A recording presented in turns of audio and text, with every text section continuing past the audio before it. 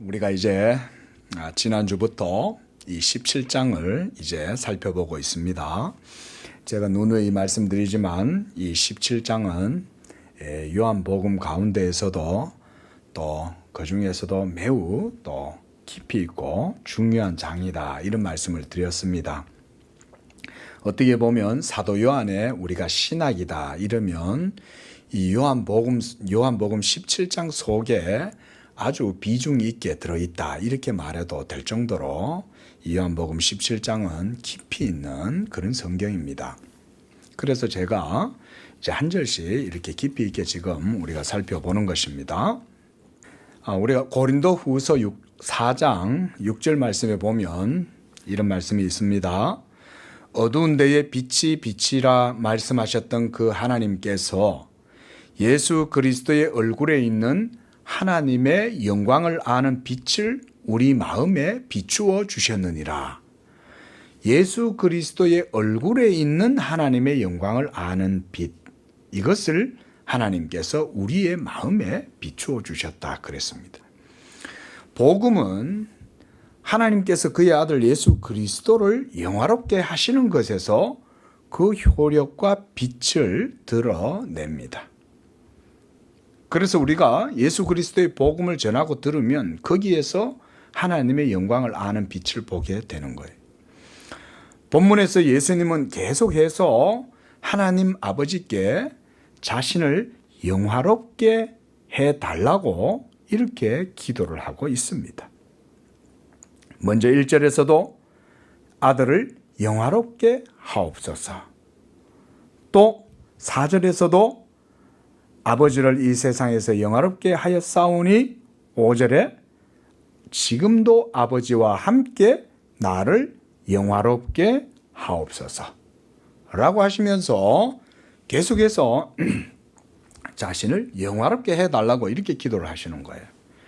왜냐하면 예수님의 영광이 드러나지 않게 되면 그곳에는 또한 이 우리를 구원하는 복음의 영광도 드러나지 않기 때문에, 그래서 복음의 영광이 나타나지 않으면 어떻게 되겠어요? 복음을 듣는 자들이 복음을 듣고 영광을 못 보니까 시시하게 생각하겠죠. 그 뭐 공자님이나 맹자님이나 똑같네, 부타의 가르침이나 예수의 가르침이 뭐 다를 바가 없네, 이럴 거 아니에요.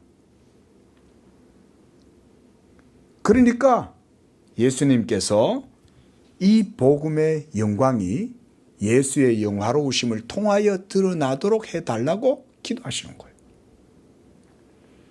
예수 그리스도가 영화를 입으면, 그래서 그가 영광스럽게 되면 그의 복음도 당연히 영광스럽게 될 거 아니에요. 그래서 그 복음이 선포되면 그것을 듣는 자들이 하나님의 아들의 영광과 위엄을 보게 되는 거예요, 복음을 통해서. 그러므로 주님이 이와 같이 지금 자기를 영화롭게 해달라고 기도하시는 거예요. 그래서 진리의 성령이 오시면 그가 누구의 영광을 가지고? 예수님의 영광을 가지고 너희에게 알리시리라. 요한복음 16장 14절에서 그렇게 말씀했죠. 성령께서도 우리의 구원을 위해서 사역을 하시는데 어떻게 하시냐? 예수의 영광을 우리에게 보여줌으로써 사역하신다는 거예요. 그래야 우리가 구원을 받기 때문에 성령도 그와 같이 역사하신다. 이처럼 성령께서 우리 믿는 자들 가운데 오셔서 하나님의 영광을 드러내 보여주실 때 성령은 자기 자신도 영화로우세요. 여러분, 성령은 제3위 실체시잖아요. 실체란 말은 우리가 감당할 수 없는 말이에요. 본체, 실체, 존재, 이 말은 여러분 우리가 감당할 수 없는 말입니다. 성령이 바로 그런 분이에요. 우리가 감당할 수 없어요. 성령이 임하시면 우리 자연적 본성으로 거듭나지 못한 우리의 심령은 성령을 받으면 어떻게 보면 큰일 나요. 감당할 수가 없어요. 너무나 크고 영화롭고 거룩하고 능력 있는 성령이 임하니까 뭐 감당을 못해요. 저도 제 주변에 보면 아주 그 성령의 특이한 그런 역사를 경험하신 분들이 많습니다. 저도 하나님의 은혜를 받고 거듭나고 변화가 되고 나니까요, 하나님의 나라를 맛보니까 하나님 나라의 놀라운 비범한 능력을 가진 사람들이 너무나 많아요. 제가 은사론자 아닙니다. 그러나 하나님의 나라 가운데에는 하나님이 은사를 주셔갖고 비범한 능력들을 가지고 있는 사람들이 의외로 있습니다. 우리 성도님들 잘 모르실 수 있어요. 그런데요, 목사들은 신대원에 가면 다 만나. 신대원에 들어가면 전국 각지에서 내노라 하는, 자기 나름대로는 다 나도 하나님한테 한끌 받았어 이러면서 와갖고요, 막 그 신대원 기숙사에 전도사들이 모여가지고 밤새 자기가 받은 은혜 얘기하는 거예요. 나는 남대문에서 양말 팔다가 왔다. 나는 공무원 하다가 왔다. 나는 공장에서 있다가 어디 외국에서 대사하다가 왔다. 별의별 사람들이 다 있어요. 근데 들어보면 다 하나님 나라의 권능이 모든 사람들한테 각각 막 주어지는 거예요. 그러니까 여러분, 성령이 얼마나 대단하세요, 그죠? 성령은 대단하신 분인 거예요. 보이지 않지만 이 성령이, 그러나 그렇게 영광과 능력을 가진 성령이시라도 성령은요, 하나님의 도를 벗어나서 행하지 않으세요. 믿으시기 바랍니다. 성령은 그래서 질서 가운데 행하세요. 하나님의 말씀의 질서를 따라서 하나님의 경륜을 이루기 위해서 역사하시는 거예요. 그렇게 해서 성령은 바로 하나님의 아들의 영광을 나타내 보여주시는 거예요. 왜냐하면 하나님 아버지의 뜻은 하나님의 아들이 영화롭게 되는 것에 있잖아요. 그렇죠? 그래서 하나님이 이 아들을 영화롭게 하시기 때문에 성령도 예수를 영화롭게 하는 데 포커스에 맞춰져 있는 거예요. 그래서 이렇게 성부 하나님의 영광이 오직 독생자 예수의 인격에서 현시되도록 하시는 게 성령의 사역이에요. 우리가 성령을 이렇게 인식해야 돼. 오늘날 너무 우리나라도 보면 성령에 대한 이해가 하나님의 말씀에 근거한 성령의 이해가 아니에요. 전부 다 체험, 은사, 외적으로 나타나는 현상, 또는 그런 성령의 어떤 효과나 현상들을 말이죠, 사람들 자신의 유익을 위해서 사용해요. 마치 그래서 성령을 부리면 되는 것으로 착각을 해. 성령을 부릴 수 있겠어요? 성령이 어떤 분인데 부리기를. 그런데 성령에 대해서 무지하니까 그런 생각을 하는 거예요. 오늘 제가 분명히 말씀드렸어요. 성령은 예수의 영광만 나타낸다. 예수의 영광이 나타나는 거기에 우리의 구원이 이루어지고, 그래서 우리가 성령의 역사로 예수의 영광을 알고, 그래서 우리가 구원을 받는 거예요. 그렇게 고귀한 성령인데 우리가 함부로 막 후 한다고 성령이 역사하시겠어요? 예? 그런 천박한 은사론들을 우리가 말씀으로 전부 다 경계해야 됩니다. 그래서 요한복음 1장 14절에서 이 말씀을 하셨어요. 말씀이 육신이 되어 우리 가운데 거하심에 우리가 그의 영광을 보니 아버지의 독생자의 영광이요 은혜와 진리가 충만하더라. 아버지의 독생자의 영광이에요. 제2위이신 예수 그리스도의 영광이 성육신하신 예수님의 인격, 거기에서 은혜와 진리가 충만하게 현시되고 드러나더라. 이것 때문에 우리가 성찬식도 하는 거예요. 우리가 성찬식 때 뭘 먹어요? 그리스도의 몸과 피, 하나님의 은혜와 영광이 충만하게 현시되는 그 몸과 피를 떡과 잔으로 마시는 거예요. 이런 성찬의 신학을 알고 우리가 성찬에 임해야 되는 거예요. 보이지 않으시는 성령을 우리가 인식하게 되고, 조금 전문적인 용어로 담지한다 그래요. 담지. 이게 국어사전에는 없습니다. 왜 신학교에서는 이런 표현을 씁니다. 그래서 우리 배웠던 교수님 중에 서천원 교수님이라고 아주 대단한 교수님이 계세요. 지금도 아직 살아 계세요. 이 교수님이 이 용어를 써서 제가 이걸 배웠어요. 아, 담지하는구나. 보이지 않는 성령을 우리가 어떻게 인식하고 우리가 어떻게 진리를 담지할 수 있어요? 그것은 바로 예수님의 인격. 이 인격을 영어로 person이라고 하죠. 그래서 이 person의 헬라어 원어가 프로소폰입니다. 프로소폰이라는 말은 헬라어로 얼굴이라는 말이에요. 하나님께서 그리스도 예수의 얼굴에 있는 하나님의 영광을 아는 빛을 비추어 주실 때 그 하나님의 영광이 그리스도의 인격 프로소폰에서 확 드러나게 됩니다. 한마디로 예수님의 아우라, 거기에서 하나님 아버지의 모든 영광이 그리스도의 인격에서 드러나게 되는 거예요. 이렇게 그리스도의 성육신하신 영광을 통해서 우리가 하나님의 영광을 인식하게 될 때 그 인식 속에서 우리가 성령도, 진리의 성령도 담지하게 되는 거예요. 이거는 제가 이전 시간에서도 말씀드렸습니다. 보이지 않는 성령을 어떻게 우리가 인식할 수 있느냐? 그것은 예수 그리스도의 영광이 드러나는 거기에 성령의 역사도 함께 있다는 거예요. 그 예수의 영광을 여러분들이 보고 여러분 마음에 성령의 빛이 조명을 비추어서 예수를 알게 되면 그게 바로 누구라는 거예요? 성령이시라는 거예요. 네. 그러므로 이와 같이 예수의 영광이 나타나는 그곳에는 또한 하나님 아버지 성부 하나님의 영광도 나타나고 성부 하나님의 영광이 나타나면 동시에 성령의 영광도 우리가 인식하게 되는 거예요. 그래서 우리 기독교 신앙은 하나님의 성령의 내적 조명을 통하여 우리 속에 실제적으로 주어지는 체험적인 지식이에요. 믿으시기 바랍니다. 이게 기독교의 신앙 지식이에요. 한번 따라하겠습니다. 기독교 신앙 지식은 체험적인 것이다. 예, 이거는 우리 신학이 아주 중요한 내용이에요. 뭐 어디 철학처럼 뭐 이렇게 사변이나 추상적인 게 아니에요.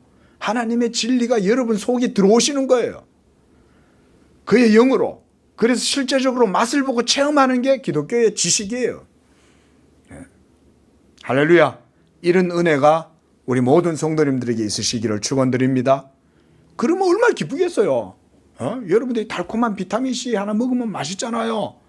하나님의 성령의 은혜가 여러분 삶 속에 그와 같이 맛을 보고 느껴지면 얼마나 여러분들의 삶 속에 생명의 능력이 넘치겠어요. 얼굴이 막 확 해가지고 마치 이팔 청춘 처녀가 사랑에 빠진 것처럼 얼굴에 막 꽃이 피는 거예요. 그래서 오늘 본문 17장 1절에서 주님이 아들을 영화롭게 하사 아들로 아버지를 영화롭게 하게 하옵소서라고 기도하시는 것도 예수께서 하나님의 본체의 형상이시고 아버지께서 자기 아들의 말씀을 통해 자기의 영광을 드러내시기를 기뻐하시기 때문에 그렇게 하시는 거예요. 그래서 예수님은 요한복음 10장 30절에서 나와 아버지는 몇이다? 하나이니라. 또 아들이신 예수님을 보는 자는 누구를 보는 거예요? 아버지를 보았느니라 라고 말씀하시는 거예요. 나를 보면 너희가 아버지를 볼 것이다가 아니에요. 나를 보는 자는 그 자체로 아버지를 벌써 보았다라고 말해요. 요한복음 14장 9절에 또한 골로새서 1장 15절에서 사도 바울도 이렇게 선언합니다. 예수 그리스도는 보이지 아니하시는 하나님의 형상이시요 모든 피조물보다 먼저 나신 이시다. 예수 그리스도는 하나님의 형상이라고 말하는 거예요. 이 말은 모든 창조의 본질이 예수님의 말씀 제2위이신 로고스에 근거해서 모든 세계가 지어졌다는 말인 거예요. 그래서 그가 모든 피조물보다 먼저 나신 이시다 라고 이렇게 말씀하시는 것은 예수님이 창조 모든 이 세계 피조물들보다 시간 순서상 먼저다 이런 의미가 아닙니다. 그래서 이단자들이 이 구절을 자꾸 오용을 해요. 봐라, 예수님도 모든 창조를 하나님이 하실 때 창조된 것 이전에 먼저 창조되지 않았냐. 그래서 예수님을 창조된 피조물의 존재로 이렇게 말을 하는 사람들이 있어요. 이 구절을 오해해가지고. 아니에요. 여기에서 모든 피조물보다 먼저 나셨다는 얘기는 그런 의미로 얘기하는 게 아니에요. 예수님이 모든 창조 세계의 근본이고 원리고 본질이라는 얘기를 하는 거예요. 그리고 이것은 시간 순서상 앞에 나셨다는 말이 아닙니다.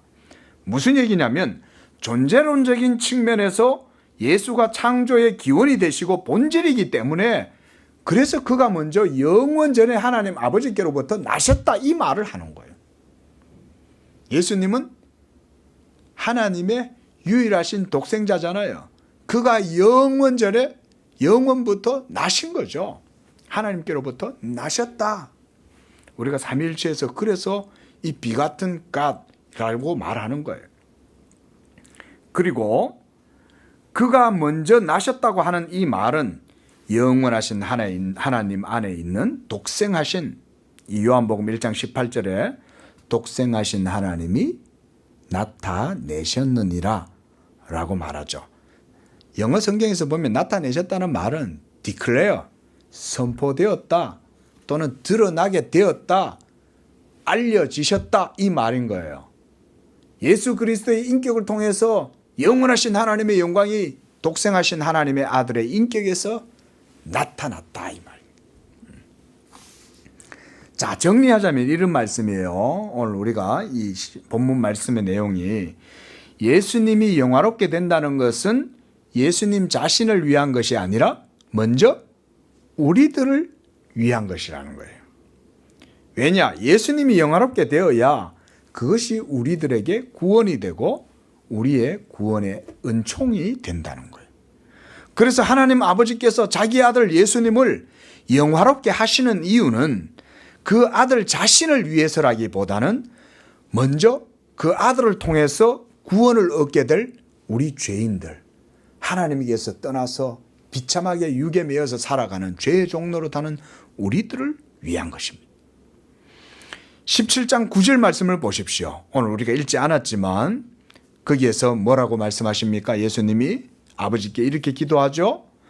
내가 그들을 위하여 비옵나니 내가 비옵는 것은 세상을 위함이 아니요 내게 주신 자들을 위함이니이다. 그들은 아버지의 것이로소이다. 내 것은 다 아버지의 것이요 아버지의 것은 내 것이온데 내가 그들로 말미암아 영광을 받았나이다. 예수님이 영광을 받으시도록 하나님 아버지가 예수를 높여주셨다 이 말이에요. 그래서 그들로 말미암아 내가 영광을 받았다 그 말이에요. 그 다음 19절 말씀도 보십시오. 17장 19절. 또 거기서도 말씀합니다. 또 그들을 위하여 내가 나를 어떻게 하셔요? 거룩하게 하는 거예요. 왜냐? 이는 그들도 진리로 말미암아 거룩함, 의롭게 되어지는 그래서 그 거룩함을 얻게 하려 함이니이다 라고 말씀하시는 거죠. 그러니까 예수님이 지금 자기를 영화롭게 해달라고 지금 계속해서 1절과 5절에서 이 말씀하시는 이유는 뭐냐? 바로 우리의 구원을 위해서 이렇게 기도하시는 거예요. 믿으시기 바랍니다. 그래서 베드로 사도도요, 사도행전 2장 36절에서 이 말씀을 했어요. 하나님이 십자가에 못 박혀 죽으신 이 예수를 영화롭게 하셨느니라. 그가 이렇게 선언하는 것은 예수 믿는 자들이 그의 중보 사역과 효력으로 말미암아 구원을 얻게 되었다. 이게 예수의 영화로우심과 우리 성도들과의 구원의 관계인 거예요. 또한 사도행전 3장 13절에서도 아브라함과 이삭과 야곱의 하나님이 우리 조상의 하나님이 그의 종 예수를 영화롭게 하셨느니라. 영화롭게 하셨다는 말과 성령을 부어주셨다는 말은 동일한 거예요. 성령 부어주심은 예수가 영광을 입으셨다는 증거인 거예요. 그래서 성령이 부어주심으로 하나님의 영광이 믿는 자들 가운데 막 임하면 성령을 통해서 믿는 자들이 예수의 영광을 보게 되겠죠. 그러면 모두가 다 누구를 찬양하겠어요? 예수를 찬양하게 되겠죠. 예수를 온 이 모든 우주 위에 가장 뛰어난 이름이 되게 하면 모든 우주가 예수를 다 찬양하는 거예요. 하늘의 천사들도 예수님을 찬양하는 거예요. 예? 땅 아래 물속에 있는 것들과 하늘에 있는 것들과 그 모든 세계 피조물들이 다 하나님이 높이신 예수를 찬양하는 거예요. 믿으시기 바랍니다. 이게 팩트인 거예요. 이게 모든 자연현상 세계 우주 삼라만상의 질서와 순리의 팩트예요. 이게 지금도 이 일이 이루어지는 줄로 믿으시기 바랍니다. 우리가 지금 여기서 찬양하고 예배하는 것도 바로 그 하나님을 찬양하는 거예요. 우리 믿는 자들은 그리스도의 몸의 지체들이기 때문에 우리의 머리가 되시는 예수 그리스도께서 영광을 얻으면 그의 몸의 지체된 우리 몸 여러분들도 함께 영광을 받는 것입니다. 그리스도께서 모든 이름 위에 뛰어난 이름이 되시고 모든 무릎이 예수의 발 아래 꿇게 될 때 성도들은 어디서 있겠어요? 성도들은 예수님 옆에서 이렇게 구경하고 있겠어요? 아, 예수님이 영광을 받으시는구나 이러면서 제3자 입장에 서가지고 그거 구경하고 있겠냐고요? 아니에요. 머리가 되시는 예수가 영광을 받으시면 그의 몸된 성도들도 그의 영광된 몸으로 같이 훈장이 되는 거죠. 안 그래요? 여기에 해군의 제독이 여기에 이렇게 명예로운 훈장을 달고 있어요. 그러면 그 제독이 영광을 받아요. 그래서 많은 사람들이 그 전쟁에서 승리한 제독에 대해서 막 찬양을 하고 영웅이다라고 막 할 때 뭘 보겠어요? 그의 몸에 가슴에 달려있는 훈장을 볼 거 아니에요. 그 훈장이 바로 여러분들이라고 생각하면 되는 거예요. 그러면 그 훈장을 제독이 받아가지고는 집에 가가지고 이 훈장을 어떻게 하겠어요? 그냥 장롱 속에 그냥 툭 던져 놓겠어요? 그거를 곱게 해가지고 다시 한번 닦아가지고, 예? 이렇게 폐 같은 데다가 아주 멋들어지게 반짝반짝하게 해가지고는 장식장에다가 다 이렇게 장식해 놓을 거 아니겠어요? 할렐루야. 여러분들이 바로 그와 같은 주님의 가슴에 달려있는 영광스러운 훈장들입니다. 그래서 로마서 8장 30절에 사도 바울은 이렇게 말해요. 미리 정하신 그들을 또한 부르시고 부르신 그들을 의롭다 하시고 의롭다 하신 그들을 또한 영화롭게 하셨느니라. 사도 바울은 앞으로 여러분들이 영화롭게 될 것입니다 이렇게 말하지 않아요. 이미 우리가 죄의 몸 안에서 여전히 살아가고 있어서 사망과 싸우고 있지만 그러나 우리는 이미 하나님이 우리 안에 성령으로 말미암아 영화롭게 하셨느니라. 믿으시기 바랍니다. 이거를 믿어야 돼요. 경건의 능력이 나타나려면 이걸 믿어야 돼요. 우리의 구원은 완성되었고 이미 우리 속에는 그리스도의 부활이 역사하고 있고 이미 나는 죽어도 죽는 것이 아니라 다시금 사는 것이요. 내가 죽음은 죽음이 아니라 새 생명으로 나타나는 그냥 일종의 과정, 껍데기 벗는 거 외에는 다름 아니다. 매미가 그렇게 오랫동안 땅속에 있는 데잖아요. 예? 몇 년 동안을. 그런데 탈피하고 벗어날 때 애벌레는 이제 죽는 거죠. 그거와 같은 거예요. 그 영화롭게 하셨느니라. 고린도전서 2장 10절 말씀도 보십시오. 너희도 그 안에서 충만하여졌다라고 말해요. 믿으시기 바랍니다. 우리 한번 따라하겠습니다. 나는 그리스도 안에서, 우리는 그리스도 안에서 충만하여졌다. 이거를 믿는 것입니다. 믿어야 됩니다. 그래서 여러분들이 지금 죽어도, 내가 지금 죽어도 우리는 곧바로 이 영화의 상태에 들어가고 내게 주신 성령으로 말미암아 내 영혼은 충만하여져 있는 거예요.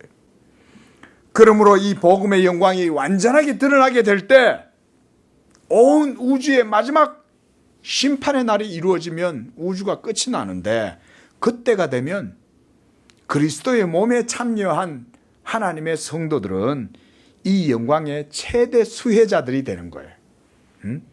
예수가 모든 이름 위에 영광을 받으셨기 때문에 그의 몸에 지체되는 우리 성도들은 예수님과 함께 그 영광을 같이 받아 누리는 거예요. 예? 이거 생각만 해도 기쁘죠.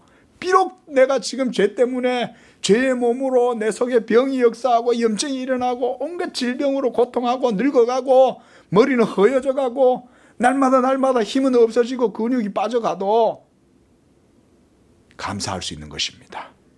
찬양할 수 있는 것입니다.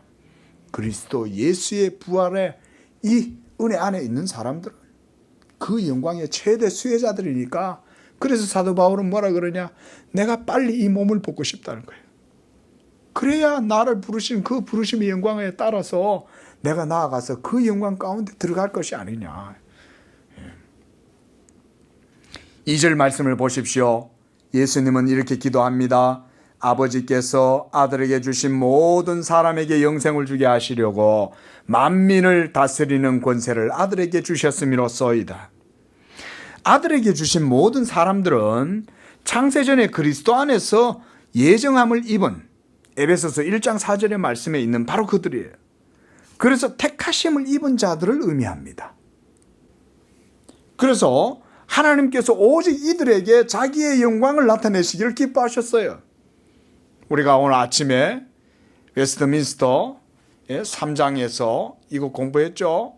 하나님이 자기의 영광을 나타내시기를 기뻐하는 자들을 하나님이 창세전에 택하셨다는 거예요. 그래서 이들이 하나님의 영광의 찬송이 되게 하신 것입니다. 에베소서 1장 12절. 또한 이사야 선지자도 이것을 노래했어요. 예수 그리스도 안에서 택함을 받은 새로운 피조물들은 그저 자연적 본성에서 육으로 혈통으로 나는 자들이 아니에요. 예수 믿는 것은 그저 어쩌다 보니, 요즘 TV에 보니까 어쩌다 어른 그런 게 있던데, 그렇게 되는 거 아니죠. 하나님의 기쁘신 뜻을 따라 정확하게 아세요. 믿으시기 바랍니다. 그리스도 안에서 택함 받은 성도 최종호 딱 하나님께서 만세전에 딱 찍어 부르시는 거예요. 지금도 그렇게 붙들고 계시는 거예요. 성도 김형우 딱 붙들고 계시는 거예요. 믿으시기 바랍니다. 하나님은 각 개개인의 이름을 다 아세요. 성경은 분명히 그렇게 말해요.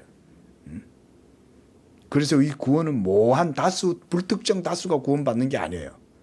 성경은 분명히 하나님이 아시는 바 된 자들, 미리 아신 바 된 자들을 하나님이 분명히 구원하신다고 말해요. 그래서 하나님께서 오직 이 택함 받은 자들에게 자기의 영광을 나타내기를 기뻐하신 거예요. 할렐루야. 저는 바로 우리 이 양재교회가 하나님의 그런 기뻐하심을 받은 교회라고 저는 분명히 믿어요. 왜? 이 놀라운 복음의 은혜가, 이 복음의 비밀이 우리 양재교회에서는 지금 해석이 되고 증거가 되고 선포가 되잖아요. 이 복음의 비밀을 이 세상 어디에서 가르쳐줘요? 세상에 아무리 뛰어난 석학도 이 복음의 비밀은 누구도 말해주지 않습니다. 오직 주의 교회만이. 그래서 지난주에서 말씀드렸죠. 신학교에서도 이거는 몰라요. 신학교 채플에서도 하나님은 이런 복음의 비밀을 안 알려줘. 왜? 거기는 예배는 드리긴 드리는데 교회가 아니거든. 물론 설교자가 이렇게 설교는 할 수 있겠지. 그러나 오직 교회는 그리스도의 몸만이 그리스도의 교회예요. 그래서 이 복음은 그리스도 예수의 복음의 선포를 통해서 이 하나님의 놀라운 비밀이 해명이 되는 거예요. 해명이. 이게 교회의 영광스러움. 얼마나 감사한지 모릅니다. 그래서 바로 그렇게 하나님의 택하신 백성들이 영광의 찬송이 되게 하려 합니다. 이사야 선지자는 이 백성은 내가 나를 위하여 지었나니라고 벌써 노래했어요. 그 벌써 2700년 전에 여러분들을 영광의 찬송이 되게 했다고 이사야 선지자는 노래한 거예요. 2절에서 보십시오. 예수님은 하나님께서 자신에게 만민을 다스리는 권세를 주셨다 그랬어요. 만민. 우리가 이 말씀을 깊이 주목해서 봐야 됩니다. 왜냐하면 하나님께서 이 예수를 죽은 자 가운데서 살리사 하늘로 높이 들어 올리시고 자기의 우편에 앉히시며, 그래서 모든 이름 위에 뛰어난 이름이 되게 하시고 모든 무릎이 예수의 발 앞에 꿇게 하시고 모든 입으로 예수를 주라 시인하여 하나님 아버지께 영광을 돌리게 하셨죠. 바로 이런 진술이 오늘 이 2절 말씀 속에 다 집약되어서 있는 거예요. 그래서 하나님께서 만민을 다스리는 권세를 아들에게 주셨음이로써이다 하는 말은 방금 말씀드린 그 모든 의미가 그 속에 다 들어있는 거예요. 그래서 이 요한복음을 그래서 우리가 한 절 한 절 천천히 보는 거예요. 예수님이 여러분 성경에 보면 빨간 글씨로 되어 있죠. 특히 요한복음 17장 전체는 다 빨갛잖아요. 그 한 절 한 절 말씀을 우리가 그냥 흘릴 수가 없어요. 너무나 압축적인 말씀인 거예요. 자, 보십시오, 여러분. 구약의 선지자들과 시편의 예언자들이 메시아에 대해서 노래한 그런 메시아 시편들이 우리 많이 있죠. 거기에서 바로 하나님의 시온에 세우신 왕. 그래서 시편 2장 6절에서는 내가 나의 왕을 내 거룩한 산 시온에 세웠다라고 하시고, 또 그 다음 너는 내 아들이라 내가 너를 낳았으니 너는 내 언약의 기업을 물을 자요 상속자니 내게 구하라. 내가 이방 나라를 너의 산업으로 주리니 너의 소유가 땅끝까지 이르게 될 것이다. 이게 시편 2편의 내용이에요. 누구에 대한 내용이에요? 예수님에 대해서 하는 얘기인 거예요. 하나님이 예수를 장차 시온의 왕으로 세워서 영화롭게 하시겠다는 거죠. 그래서 예수님도 지금 아버지께 이 말씀을 근거로, 이런 말씀을 근거로 기도하고 계시는 거예요. 나를 영화롭게 하옵소서. 나를 모든 이름 위에 뛰어난 이름이 되게 하시옵소서. 그리고 우리가 시편 110편 말씀도 그래서 같이 보는 거예요. 거기서도 1절에서 주님이 주의 우편에 계신 주께서 내 주에게 말씀하여 이르시되 라고 말씀하시는 거예요. 영원하신 하나님 여호와께서 독생성자 예수 그리스도를 향하여 너는 내 우편에 앉았으라. 그래서 시편 기자가 하늘을 바라보니까 시편 110편 3절에서 이렇게 말씀해요. 주의 우편에 계신 주께서 그의 권능의 날에 너의 원수들로 너의 발판이 되게 하기까지, 그러니까 예수님의 발 아래 무릎을 꿇게 할 때까지 내 아들 너는 나의 우편에 앉아 있으라 라고 말씀하시는 거예요. 그래서 또한 그 5절에도 보면 이런 말씀이 있어요. 여호와께서 시온에서부터 주의 권능의 규를 보내시리니 주는 원수들 중에서 다스리소서. 다 예수님에 대한 내용이에요. 그래서 주의 오른쪽에 계신 주께서 그의 노하시는 날에 여러 왕들을 쳐서 깨뜨리실 것이다. 여러분, 이 말씀이 신약 성경 속에 있을까요? 없을까요? 신약 성경 속에 이 표현이 다 있어요. 우리가 그걸 몰라서 그렇지. 오늘 아침에 우리가 이 말씀들을 그래서 말씀을 드리는 거예요. 여러분, 또한 이뿐 아닙니다. 시편의 내용뿐 아니라 구약의 모든 선지자들의 증거 속에 예수가 장차 영화롭게 될 것이라고 하는 것에 대한 내용들이 넘쳐납니다. 지금 예수님께서 아버지께 이와 같이 만민을 다스리는 권세를 아들에게 주셨다 말씀하시는 것이 바로 이런 말씀들의 성취인 거예요. 이 약속의 말씀을 하나님께서 아들에게 주신 때가 언제예요? 언제 하나님께서 자기의 아들에게 이 말씀을 주셨을까요? 예수님이 태어나시고 난 다음에? 만세전에. 예수님이 성육신 하시기 이전에, 온 세계 만물이 창조되기도 이전에 영원하신 하나님 안에서 아버지께서 아들에게 이 말씀을 주신 거예요. 믿으시기 바랍니다. 이게 요한복음인 거예요. 바로 그래서 이것을 우리가 뭐라 그러냐? 창세전에 삼위일체 하나님 사이에서 이루어진, 따라해봅니다, 신적 협약. 이것을 우리가 신학에서, 교리에서는 구원 언약이다라고도 말해요. 그러니까 영원전에 하나님께서 이 아들에게 주신 이 말씀이 바로 내가 너를 영화롭게 하리라, 그 말씀이었다. 내가 이 세상 모든 것을 창조할 때에도 내 영광을 위하여 창조하였지만 그 창조의 영광보다 훨씬 탁월하고 뛰어난 그 영광을 너를 통하여 나타내겠다.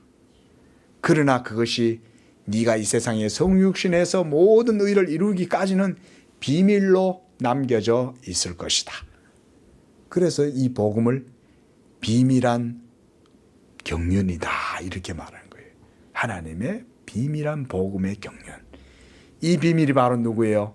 너희의 소망이시니 곧 그리스도 예수시다.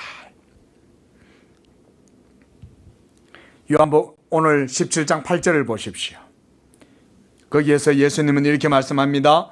나는 아버지께서 내게 주신 말씀들을 그들에게 주었사오며 아버지께서 아들에게 주신 말씀들, 이 말씀들이 뭘까요? 바로 언약의 계명들을 의미하는 거예요. 하나님 아버지께서 내게 주신 말씀들을 하나님의 택함을 입은 백성들, 예수 믿는 여러분들에게 주었다. 그러니까 믿는 자들은 이 말씀이 있는 거예요. 하나님의 택하신 백성들은 이 말씀이 있기 때문에 그들 속에는 하나님의 은혜에 대한 비밀이 있는 거예요. 우리 집사님 어제 이제 우리 하나님의 교회의 영광스러운 직분자로 하나님께서 다 이렇게 세워주신 거예요. 그런데 이 집사되는 직분에 대해서 사도 바울은 뭐라 그러냐? 믿음의 비밀을 가진 자라야 할지니라 이렇게 말해요. 예? 믿음의 비밀이라는 게 뭐겠어요? 하나님께서 오직 나에게만 주신 그 구원의 말씀이 있다는 거예요. 여러분들에게 택하신 백성들에게 주시는 하나님의 이 말씀이 바로 아버지께서 아들에게 주신 말씀이에요. 예? 그 말씀을 여러분도 받은 거예요. 믿으시기 바랍니다. 그래서 우리가 구원받는 거예요. 구원이 이렇게 삼위일체 하나님 안에서 진리로 이루어지는 거예요. 예? 그래서 아버지를 이 세상에서 영화롭게 하실 것이다. 그래서 아들께서도 고린도전서 15장 28절에 그래서 이렇게 말씀합니다. 만물을 자기에게 복종하게 하신 이에게 복종하게 되리니 라고 말씀하십니다. 왜냐하면 하나님께서 모든 만물을 예수의 발 아래 무릎을 꿇게 하셨잖아요. 사도 바울이 고린도전서 15장 28절에서 그 말씀을 하는 거예요.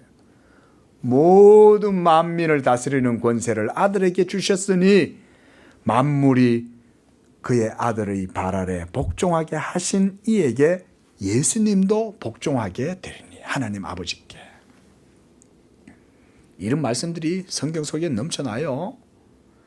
이렇게 아버지께서 자기에게 주신 자들에게 영생을 주게 하시려고 아버지께서 주신 이 계명의 말씀을 예수께서 이루시려고 십자가에서 모든 고난을 당하시고 죽으심으로 보세요. 골로새서 2장 15절에 통치자들과 권세들을 무력화하여 드러내어 구경거리로 삼으시고 십자가로 그들을 이기신 것입니다.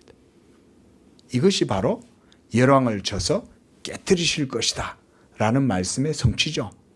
예?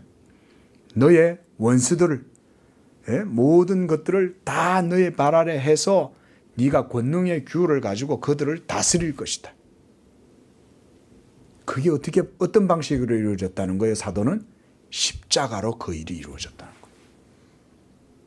그래서 이 십자가의 무게는 여러분 우리가 그냥 목에 걸고 다니는 액세서리 정도가 아닌 거예요. 그래서 저는 우리 성도들이 목에 액세서리로 십자가 안 걸고 다녔으면 좋겠어요. 그거요 약간 로마 캐톨릭 냄새가 나요. 그래서 싫어요. 우리 성도님들은 하지 마세요. 집에 있으면 그거 팔고 다른 걸로 바꾸세요. 네? 왜? 여러분 이게 갖고 있으면 그게 묘하게 기호의 역할을 해갖고 마치 그게 뭐 효염이 있는 양 사람들이 착각을 하게 만들어요. 그게 아니에요. 그래서 웬만하면 십자가 형상도 가지지 마세요. 십자가는 오직 예수가 죽으신 그 십자가 그거 외에는 없어요. 괜히 막 십자가 모양 좋아하고 이런 거 안 좋아해요. 그러나 그 십자가의 무게는 온 우주의 무게보다 더 무거워. 왜? 누가 거기에서 달려 죽으셨으니까? 하나님의 아들이 달려 죽으셨잖아요. 온 우주의 왕이신. 그래서 그 아들이 십자가에 못 박혀 죽으셨으니까 이 십자가는 보통 의미가 아닌 거예요. 상상을 초월하는 거예요. 가공할 위력을 가진 거예요. 그래서 이 십자가가 통치자들과 권세들의 모든 열왕들의 머리를 쳐서 깨트리는 것이 예수의 십자가. 그래서 이 십자가는 통치자들과 권세자들의 머리만 깨트려 쳐서 이기신 게 아니에요. 사망과 사탄의 권세까지 다 쳐서 깨트려 버리시고 죽음조차도 깨트려 버리는 게 십자가인 거예요. 얼마나 대단한 십자가입니까? 이게 그리스도의 십자가인 거예요. 할렐루야. 이 십자가의 은혜로 우리도 모든 죄와 사망에서 해방이 된 것입니다. 여러분들에게 자유를 주신 줄로 믿습니다. 이 자유가 우리에게 있는 것입니다. 그러므로 영생은 이와 같이 하나님의 아들 예수 그리스도를 아는 것이라고 주님은 신학적으로 아주 간단하게 표현해 주시는 거예요. 이거는 아주 교리적인 표현이에요. 영생은 유일하신 참 하나님과 그가 보내신 자 예수 그리스도를 아는 것이니이다. 아버지를 알기 위해서는 우리 죄인들은 의로우신 하나님께 나아가야 되지만 중보자, 메디에이터, 이 중보자가 없이 우리는 하나님께 나아갈 수 없기 때문에 예수를 먼저 알아야 하나님을 알아요. 그래서 우리는 창조주 하나님을 알기 위해서 먼저 구속주 하나님을 알아야 돼요. 그러므로 기독교의 구원은 이렇게 자신을 구속주 하나님으로 나타내신 그 하나님께서 예수 그리스도의 인격 안에서 자신을 구속주로 드러내셨기 때문에 우리가 예수님을 믿을 때에 아버지를 알게 되는 거예요. 그래서 기독교의 구원이 하나님의 보내신 자 예수 그리스도를 알므로, 그리스도를 아는 지식으로 구원이 이루어지는 것입니다. 그래서 사도 바울은요, 그리스도 예수를 아는 지식이 가장 고상하다라고 말씀하셨어요. 바로 그가 유일하신 하나님의 독생자요, 사람의 몸을 취하셔서 우리 죄인들을 위해서 하나님 앞에서 희생제물이 되셨기 때문입니다. 그가 고난당하시고 죽으심이 우리에게는 생명이 되고 의가 되게 하셨기 때문에 사도 바울은 오직 십자가만 자랑하겠다. 십자가만 자랑하겠다. 왜? 그거 외에는 생명과 의가 없으니까. 예수 그리스도를 아는 것 외에는 그래서 모든 것들은 다 해로운 것으로 여겨서 내가 쓰레기처럼 다 버려버리고 배설물처럼 여긴다. 예수를 아는 지식이 바로 우리에게 생명과 의가 되는 지식인 줄로 믿으시기 바랍니다. 그래서 우리 성도님들이 히브리서 3장 1절 말씀처럼 대제사장이신 예수를 깊이 알아야 돼요. 깊이. 그걸 알면 여러분들의 구원도 풍성하게 누리게 되는 것입니다. 예수님께서 천상의 보좌를 내려놓으시고 자기를 모두 비워놓으시고 사람들과 같이 되시고 그래서 죽기까지 복종하게 하신 것은 창세전에 하나님께서 자신에게 하라고 하신 그 말씀을 이루려고 하신 거예요. 이 십자가의 고난과 죽으심을 통한 순종이 바로 우리를 위한 하나님의 모든 의를 이루게 된 겁니다. 이와 같이 하나님의 나라와 모든 의를 이루심으로써 이 세상에서 하나님을 영화롭게 하시고 하나님께서는 이 예수를 영화롭게 하신 것입니다. 이것을 통해서 바로 주님께서 우리에게도 하나님의 나라와 의를 구하라 이렇게 말씀하고 있습니다. 이제 말씀을 마치면서요, 여러분, 이제 우리가 어떻게 하나님의 나라와 의를 그렇다면 구할 수가 있을까요? 예수 믿는 일에 집중하고 또한 그를 알아가는 것에 힘쓰고 성령으로 기도하고 믿음으로 말씀을 따라 살아가는 것이 하나님의 나라와 의를 이루는 거예요. 이 모든 것은 예수 믿음에 다 집중되어 있습니다. 그래서 그리스도를 아는 지식 안에서 자라갈 때 우리의 삶, 여러분들의 생활의 모든 영역에 하나님의 나라와 의가 이루어지게 되는 거예요. 그 방식에 대해서는 복잡하게 설명할 게 없어요. 왠지 아세요? 성령이 역사하시면 비범함이, 탁월함이 나타나는 거예요. 믿으시기 바랍니다. 저는 이게 경건의 능력이라고 믿어요. 우리 성도님들이 예수만 믿으면 성령이 여러분들의 삶 속에 탁월한 생활 속의 능력으로 역사하시는 것입니다. 이 언약의 복, 예수 그리스도의 복음의 영광이 우리 성도들의 모든 삶 가운데 이 한 주도 복이 되시기를 축원을 드립니다. 기도하겠습니다. 거룩하신 하나님 아버지, 감사와 찬양과 영광을 드립니다. 이와 같이 지상의 교회, 하나님의 택하신 성도들 가운데, 하나님의 기뻐하심을 입은 성도들 가운데 이와 같이 예수 그리스도 복음의 비밀을 알게 하시고, 이제 이 복음이 그리스도의 몸을 통하여 나타나게 하시고, 이 복음을 듣는 자들마다 하나님의 음성을 듣게 하시고 하나님의 말씀을 받게 하시고 예수 그리스도를 통하여 하나님을 알게 하시니 감사합니다. 우리 성도들이 이처럼 예수 믿음으로 하나님의 언약의 말씀을 받았사오니 이 성도들이 이제 믿음으로 이 땅을 살아갈 때에 이 언약의 권세를 누리게 하시고 복음의 영광 가운데에 경건의 능력이 나타나게 하시며 우리 성도들의 모든 삶에 그리스도 부활의 능력과 영광이 나타나서 우리의 삶 가운데 하나님의 치료와 하나님의 빛이 나타나고 하나님의 형통케 하시는 복과 하늘의 이슬과 땅의 기름짐이 넘치는 복된 삶이 우리 예수 믿는 성도들의 삶 가운데 넘쳐나게 하여 주시옵소서. 성령의 비범함 탁월함이 우리 성도들의 경건의 삶 가운데 나타나게 축복하여 주시옵소서. 거룩하신 예수님의 이름으로 기도합니다. 아멘.